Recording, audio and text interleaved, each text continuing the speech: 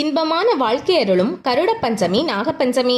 அமாவாசைக்கு 5ஆம் நாளான பஞ்சமி திதியான அன்று கருட பஞ்சமியும் நாகப்பஞ்சமியும் அனுஷ்டிக்கப்படுகிறது. மற்றவர்களுக்கு தீங்கிழைப்பவர்கள் தாங்கள் செய்த தீமையின் பலனை இறந்த பின்பு அனுபவிப்பார்கள்.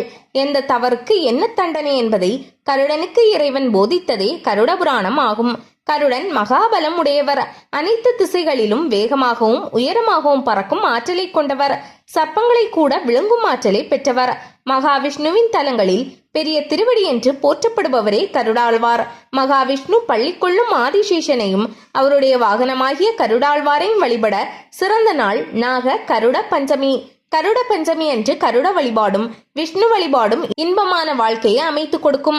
ஆண் வாரிசு இல்லாதவர்கள் இந்த நாளில் விரதமிருந்து வழிபட்டால் கருடனை போல பலசாலியான புத்திசாலியான ஆண் வாரிசு கிடைக்கப்பெறுவர். பெண்கள் கருட பஞ்சமி அன்று கௌரி அம்மனை நாக வடிவில் அலங்கரித்து நோன்பு இருந்து பூஜை செய்வது மிகவும் நல்லது. அதிகாலை நேரத்தில் கருடனை தரிசித்தால் நினைத்த காரியம் நடக்கும்.